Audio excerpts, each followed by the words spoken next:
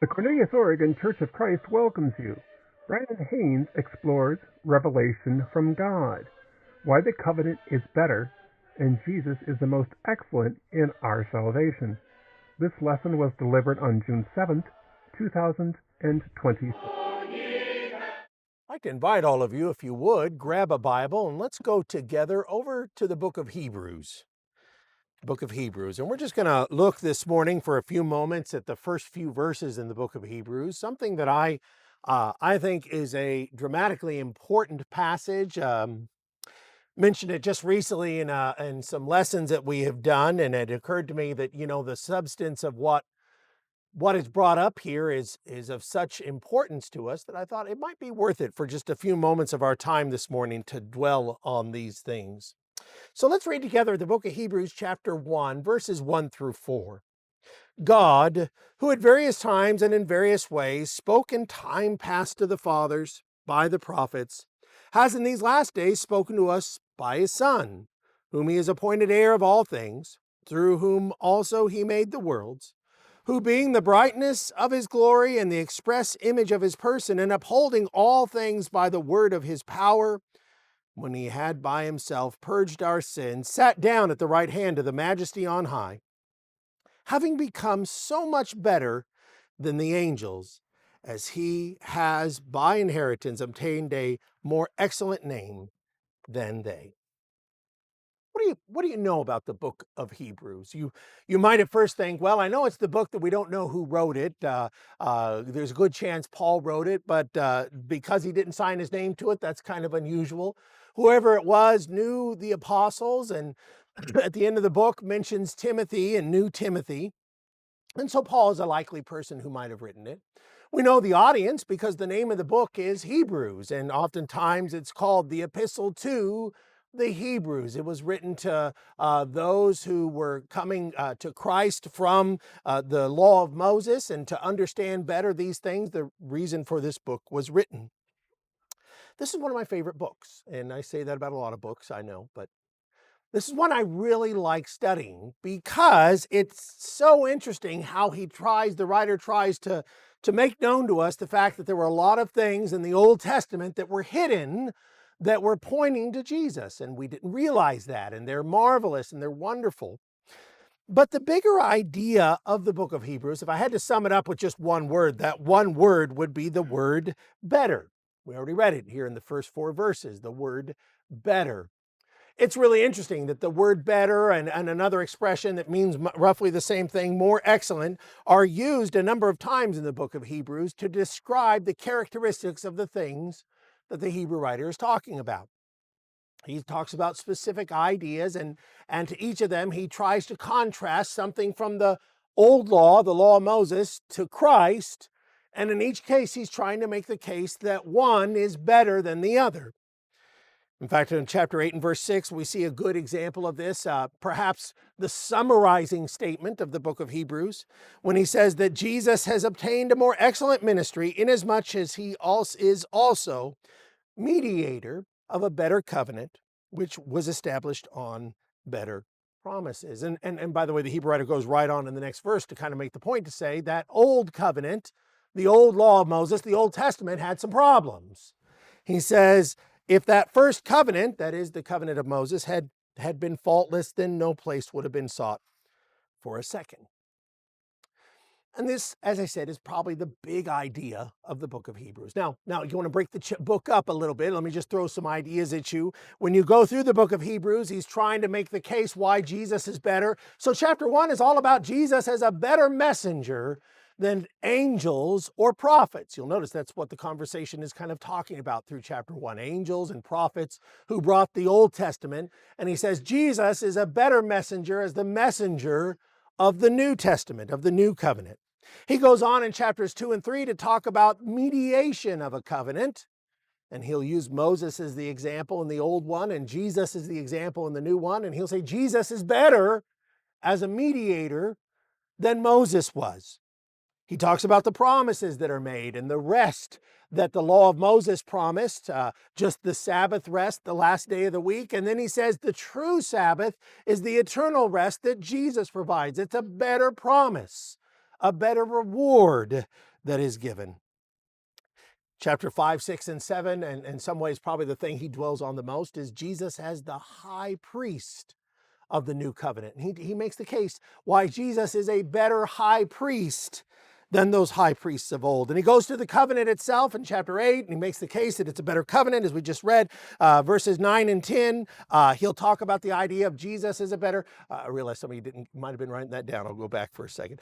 Jesus as a better sacrifice than the sacrifices of blood and the blood of bulls and goats, which couldn't satisfy sin. And finally, he talks about the law of Christ in chapter 12 and 13, and gives us this sense that it too is better than these things that are before. This is kind of what Hebrews is about. But I want to go back to that first chapter. I want to kind of focus in on that because I want to suggest to you that there's an important lesson that's worth our time to kind of dig into here. In the first couple of verses, he makes this declaration that God, in various times and in various ways, spoke in times past to the fathers by the prophets. And of course, as I said, he is certainly talking about the Old Testament here, the times past, and how it was that God communicated. And if we remember in our mind, we think back to the Old Testament, and we think of all the different ways that God spoke. We can appreciate all the variety of things that are spoken of when he says God spoke in these last days, but spoke these ways. But he says, now in these last days, God has spoken to us by his Son, whom he's appointed heir of all things, through whom also he has made the world. I'm going to break this statement down to kind of get some points that I want to talk about this morning. And so I'll break it down like this. He says, God talked different ways in the past, but that's past. Today, he says, we're now in the last days. We'll talk about what that means in just a moment. And he says, in these last days now, God has spoken to us by his Son, by Jesus Christ. And he goes on to qualify that, Jesus Christ, who's the creator of all things, and Jesus Christ, who is the appointed heir of all things. Do you see in that statement the beginning and the end, the creator and the heir, the first and the last? And there's something important about all of these ideas. So this is what I want to talk about this morning. I want us to kind of think about and draw some applications for us about some things that we can appreciate about the relationship that we have with God. Let's begin by talking about what the writer means when he says that God in times past spoke in different ways. If you walked through the Old Testament, you would see that God spoke and communicated and gave people revelation. Revelation means the idea of God revealing something to us. Variety of ways. Very common one that we see quite often are dreams. We saw that a lot in the book of Genesis. We saw men that were not believers necessarily. You might remember that man Abimelech, the king of the Philistines in Genesis, was spoken to God by a dream. We remember, of course, probably Joseph, the most famous man who had dreams, and how he could interpret dreams of Pharaoh. Might be thinking of Daniel and the dreams that Nebuchadnezzar had and how Daniel could understand those things. Dreams were a pretty common way that God spoke to people. Sometimes God just talked to people. Now, I don't exactly understand what that would be like, but you might think of Genesis chapter 4 and God talking to Cain, or you might think of God when he speaks to Samuel in the book of 1 Samuel in the first couple of chapters. You might think of several things, times where God spoke to people. It's not exactly clear if that means they heard a voice from heaven, or like Abraham talking to the angels who were talking to him and later described as talking to God, how that happened. But God just talked to people. Sometimes God spoke to people through signs and wonders. God spoke to the Egyptians that way. He sent Moses, and Moses worked signs and wonders, and God was talking to them through those ways. God communicates ideas. He communicated his displeasure with Egypt. God would say that I'm actually judging the gods of Egypt with these plagues. Angels and prophets. And that's actually the point that the Hebrew writer is kind of focusing in on. In chapter 1, he talks about angels and prophets delivering the message. And then ultimately in chapter 2, he goes on to say that if a message that had been delivered by angels and prophets was important, a message delivered by Jesus is more important in times past. But let me kind of make a point to you this. If this is how God talked in times past, and I made a point to say that one of the ideas in the book of Hebrews is that the way things were done in the past wasn't good enough, then I'm suggesting that maybe these ways aren't good enough. Well, believe it or not, the Bible says that very thing. The Bible says, first of all, that these are things that are easily misunderstood. It's interesting in the book of Job, one of Job's friends, Elihu, comes up and he's talking about God speaking through dreams. And he says, well, God may speak in one way or in another. Man doesn't always understand, perceive it. I mean, that was the problem with the dreams that people had, right? Pharaoh has a dream. I don't understand it. Nebuchadnezzar has a dream. I don't understand it. There's a lot of ways that when God spoke, people said, well, what exactly is God trying to say? God speaking through wonders and signs. It might have been the case that people said, well, is God punishing me? Is God angry with me? Is God rewarding me? What is happening in these moments? Now, I actually don't think that that's the real problem of these old methods of communication. I think the bigger issue is that not everybody got them. That, in other words, it was the case that the messages that were sent, God will say many times, these messages weren't for everyone. Even the Old Testament itself was for Israel, God would say. And he would even tell the Israelites, I didn't give it to your ancestors. He'll tell Moses in Exodus chapter 3, I didn't tell Abraham and Isaac and Jacob my name. And he didn't give them the 10 Commandments, and he didn't give them the law of Moses. He instead just gave it, he says, to Moses and to the Israelites. And so if you're not an Israelite, you might not know what it is that God expects or who God is.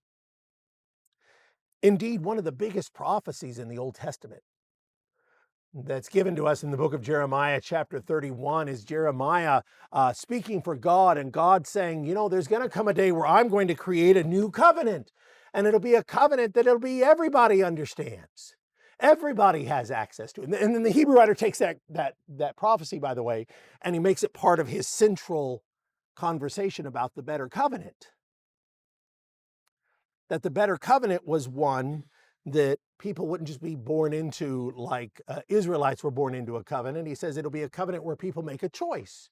They choose whether or not they want to come into that covenant, and everybody would have access to it. And this was God's great desire, that all man would be brought together, would be reconciled with him through one covenant. This was his promise to Abraham when he says, Abraham, through you all nations will be blessed. This is what God always wanted. So in times past, God communicated different ways. The Hebrew writer is trying to say, and that wasn't good enough. So that's why the way that we have now,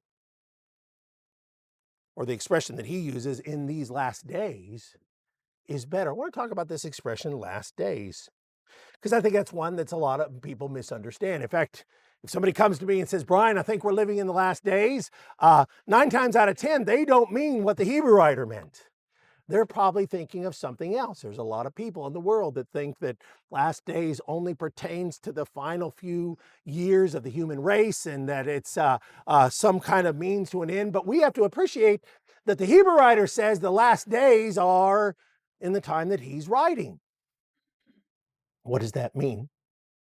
Sometimes we use the word dispensation to talk about the idea of how God changes the way he talks to people. And we look at the Bible and we say, well, there are different ways that God has spoken to people in the past. In fact, that's Hebrews chapter 1, the first verse. God spoke different ways, different dispensation. Dispensation means to be given, right? Like a dispenser gives you something. A dispensary is a place where you obtain something. Dispensation is God giving his mind to us. Back in the book of Genesis, we saw and said that God gave his mind to people in a variety of ways. God talked to them, God spoke in dreams, God gave them signs. We know that whenever the Israelites came, the book of Exodus on, God reveals through Exodus, through Malachi, his mind to Israel through Scripture. There was no Scripture before Moses. So it is through Scripture that God reveals himself. And ultimately, of course, we say that after these things came the church, the dispensation, that is the dispensation we call the New Testament. Very simple question for you. If these are the dispensations that make up the Bible, which one is the last one? And like I said, I can ask the kids this. They're going to point to it and they say, well, 1, 2, 3. I guess that's the last one. Which dispensation was the one that the Hebrew writer was living in whenever he wrote his book? Well, you'd say, well, this last one. What are the last days? The last days are the days that the church is established. Now, this isn't the only place that we can come to that conclusion. Last days began on the day of Pentecost, because actually it's funny, on the day of Pentecost in Acts chapter 2, Peter says it too. Peter says, talking about the things that everybody was seeing on the day of Pentecost, in verse 16, he says, this, what you're seeing right now, is what was spoken of by the prophet Joel. And he quotes Joel. Joel says, it shall come to pass in the last days. Peter says, this is that. Peter tells his audience on the day of Pentecost, these are the last days. It's kind of interesting. Several of the Old Testament prophets talked about in the last days. They would say that in the book of Isaiah, chapter 2, he would say, in the last days, God will establish his mountain, his holy mountain, the holy city of Jerusalem, the church, last days. 1 Corinthians chapter 10, verse 11 says that all the things that happened to the Israelites, he says, happened to them as examples, and they were written for our admonition, upon whom, listen to this, the ends of the ages have come. The end. The last dispensation. In Ephesians chapter 3 and verse 11, the Apostle Paul said that the church was God's eternal purpose. We've talked about that verse a lot of times because I've said that's an important verse. But what is he saying? He's saying the church was God's ultimate goal. That was where he intended to end up all along. It was always the plan of God that the church that Jesus built was the last dispensation. And so, interestingly enough, the Hebrew writer will make the case several times that there no longer remains something else to come. No New Testament writer says, well, one day God's going to come and he's going to give us a new revelation and a new message and a new way of living. That's never mentioned. Instead, they use terms, we're going to come back to these terms in just a moment, like once and for all. They make it clear to us that there isn't something else yet to come. The Old Testament talked a lot about what was going to come. The New Testament talks a lot about what is now. And when these writers would talk later, like I said, the Hebrew writer in chapter 6 and verse 4 would say, talk about the idea that there no longer remains a sacrifice for sin. There's not something else coming that's going to solve our problems. What Jesus accomplished on the cross was it. Hebrew writer says, God used to talk certain ways, but now, the last days, which began 2,000 years ago, he speaks through his Son. Now, this is an idea that actually is kind of maybe a little bit hard to understand at first. Because we say, well, wait a second, Brian, I thought God speaks to us through the New Testament. I thought that's the idea of God speaks to us. Well, let's try to understand what the writer is saying here. He's trying to bring a lot of thoughts together. You might notice that some of the things in Hebrews chapter 1, verses 1 and 2 parallel what John wrote in John chapter 1, verses 1 and 2, about Jesus being that which all things were created through. Well, the big idea in John chapter 1 and verse 1 was that Jesus is the Word of God. The very living word or message of God. Now, what we understand about Jesus as the living word of God is that Jesus would speak the things that were given to him.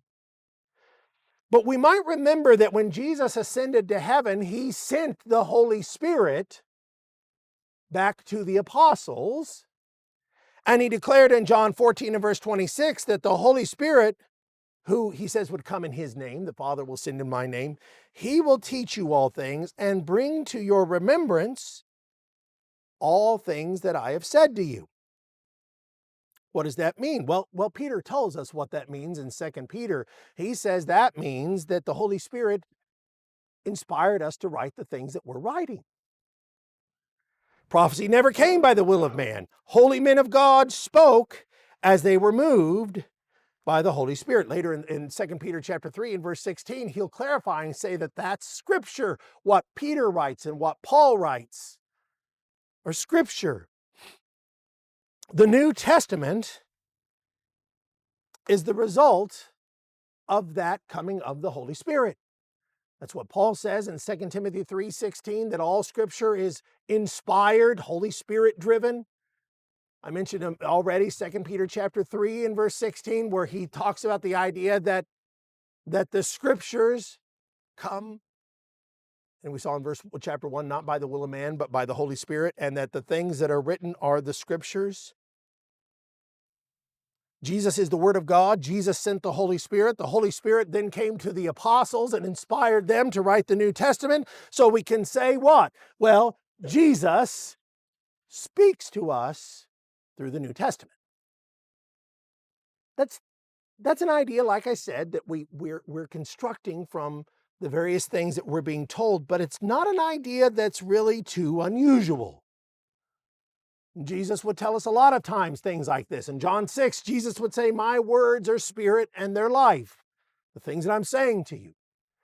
What is the significant point I would want you to understand? You know, a lot of our Bibles, my Bible has this too, takes things that Jesus said and puts them in red. I would want us to appreciate that what we should think is that every word in the New Testament is red, because it's all from Jesus. Because Jesus instructed the apostles and sent the Holy Spirit to bring to their remembrance those things. They wrote those things inspired by the Holy Spirit. Thus, when you open the New Testament, you are being taught by Jesus himself.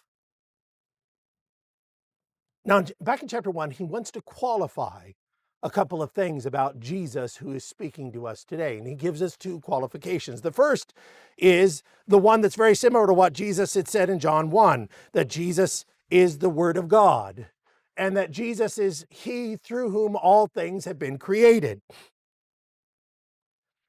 Interesting enough, in John chapter 1 and verse 1, when that message is given to us, he's trying to get us to understand there, John is trying to get us to understand that Jesus is God. Jesus is God in the flesh. That's not easy to understand, particularly as we see Jesus pray to the Father and such, but it is something probably most of us accept as true. But the Hebrew writer is trying to say here that as God, as the Son of God, Jesus is superior to any angel. That's actually, if you go on reading there, he'll say in verse 5, no angel is called the Son of God. Verse 8, to the Son is called God in verse 8. So again, this is Jesus. Jesus is God. He is superior to the angels. Verse 6 says the angels worship him. And the point would be that the message is superior to that of any angel. And this is the weight of the message he gives to us. Jesus is God. And the big idea is then that if he is God, he said he is the beginning of all things, but he's also the end of all things. He's the heir of all things. Parallel to the declaration, Jesus would say to this declaration that Jesus is the heir of all things. Jesus says in Matthew chapter 28 and verse 18, after he arises from the grave, he says, all authority has been given to me in heaven and on earth. I pause for a second and say this. This statement is extremely important, and it relates directly to what the Hebrew writer is saying here in Hebrews chapter 1. In Hebrews chapter 1, verses 1 and 2, the Hebrew writer is trying to say that Jesus has all the authority and says all the things we need to know. Jesus is saying here in Matthew 28, verse 18, all authority is given to me. Now, Jesus gives us a really profound declaration about this. What authority is given to him? All the authority where? In heaven? And all the authority where? On earth? And so I always like to say, is there any other authority Jesus doesn't have? Is there any sense where, well, one day Jesus will come back and get more authority? How's that possible when Jesus said, all the authority that exists in heaven and all the authority that exists on earth is now mine? What other authority is Jesus waiting for? Right now, he is the king. Right now, he is king of his kingdom. He's not waiting for another day to come where he can be given a kingdom, because he, what? Has all authority now. The Hebrew writer jumped in on this part in particular when he tries to tell us that Jesus is the high priest of the true temple of God now. Jesus isn't waiting for one day to receive a high priesthood, because he has all authority now. Thus, he is high priest now. Thus, the temple of God exists now. He is the prophet now. And the prophet's message is the New Testament. Indeed, the Bible says that when Jesus does return, let me read you 1 Corinthians chapter 15, verse 24, talking about Jesus' return, that the day Jesus returns, he says, then comes the end, when he delivers the kingdom to God the Father, and he puts an end to all rule and all authority and all power. What's it saying? When Jesus comes back, it's not to receive more power, it's to return it to the Father, along with us. And that's it. Jesus isn't going to come back and get more authority. Jesus is going to come back and deliver us to the Father with all authority. Going back to the Father. Going back to Hebrews chapter 1. Hebrews chapter 1 is a big deal. And you're probably starting to grab on to why I'm saying it's a big deal. It's saying something that you and I are supposed to consider as a core idea of our belief, and that is this: that the New Testament is the end of God's revelations to us. That the New Testament is God's final, perfect message to all mankind. By the way, the Hebrew writer says this a couple of times. He uses the expression once for all. He says Jesus is the sacrifice once for all. Jesus goes into the holy place once for all. Jesus has been sanctifies us once for all, meaning this is it. And by the way, Hebrew writer isn't the only one that uses this term. Jude will say, our faith once for all. Peter says in chapter 1 of his letter of 2 Peter, he says, God has given us all things that pertain to life and godliness. And we might even consider the book of Revelation something I kind of hope we might come back to next week and talk a little bit about. He says in Revelation 22 and verse 18 and 19 that at this point he says, we're not adding anything to it. We're not taking away anything from it. There are no further revelation coming from God. If somebody comes to you and says, hey, guess what? God's talking to me. He has something for me to tell you. And they're not going here. It's not true. They may believe it's true. I don't mean to say that they don't think it's true. But now for a fact that this is it. For the last 2,000 years, a lot of people have shown up throughout time and said, I've got a message from God. I've got something new to say. But the Hebrew writer said, God only speaks to us now through this. And he sent the Holy Spirit to remind the apostles of what he had to say, and they wrote it down. And unless you're one whom the Holy Spirit came to as an apostle, who walked with Jesus, and you wrote this 2,000 years ago, your message isn't from God.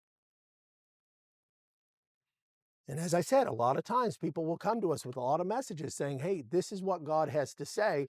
But now this morning we see the Hebrew writer is trying to get us to see that there isn't another revelation coming. There wasn't another testament, another gospel, another way of living. 2,000 years ago began the end.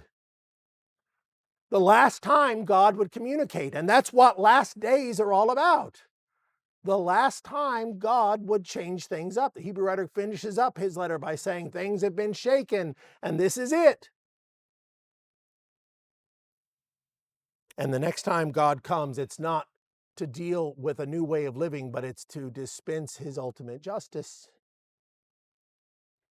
Hebrew writer is trying to say Jesus is God in the flesh, and that's why everything about what we believe about him is not only better, but it's as perfect as it gets. Completely sufficient. There isn't something more that Jesus needs to do because, it wasn't enough. It was everything. He now has total control and total authority. John would say in 1 John chapter 5, our faith has conquered the world. And the Bible says that when Jesus returns, it's not to get more authority, it's to put an end to all authority. And the New Testament, every word of it is from Jesus. Jesus prophesied or reminded us that the Old Testament even prophesied that when the new covenant came, it would be a covenant where we would be taught by God. That's the New Testament.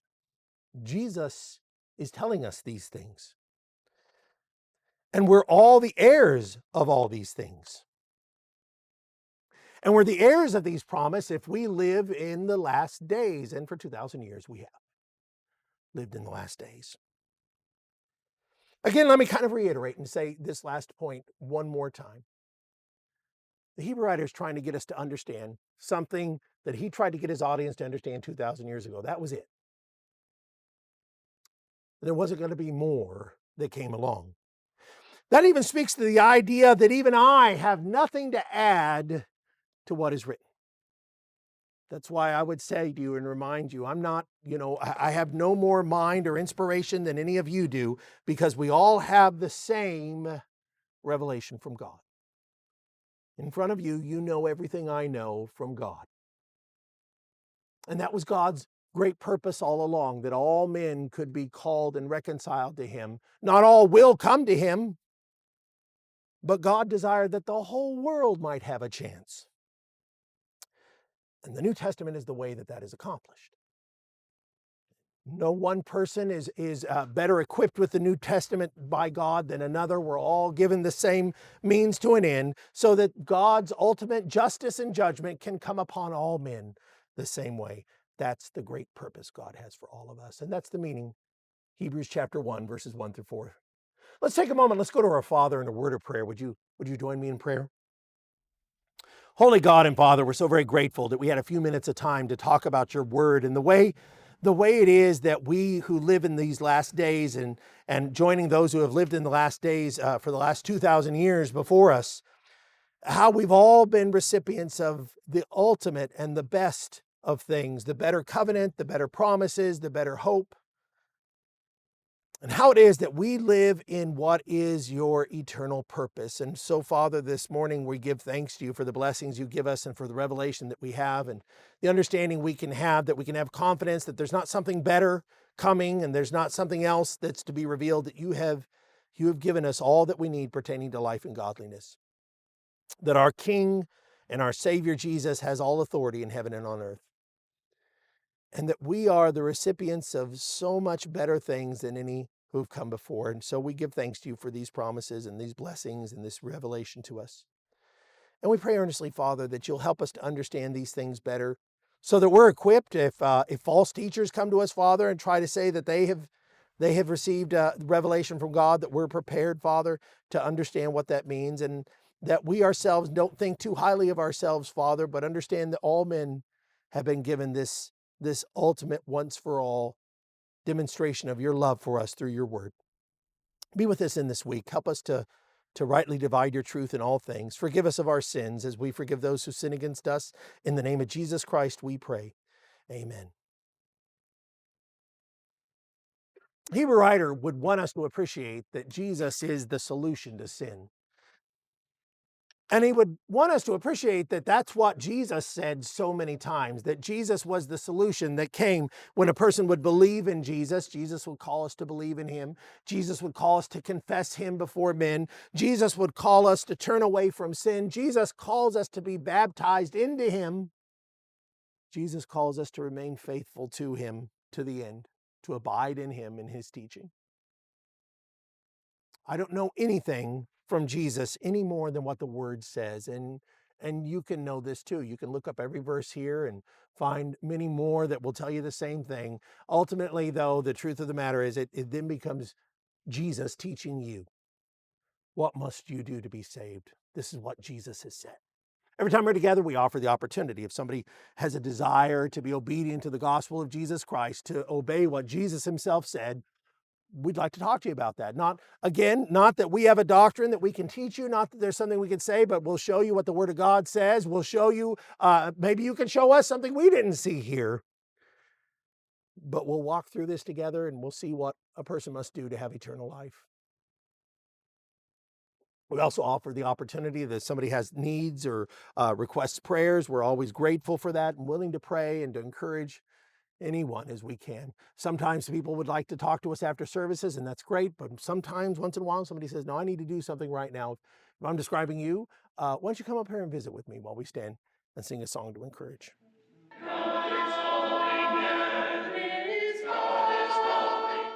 Thank you for joining the Church of Christ in Cornelius, Oregon.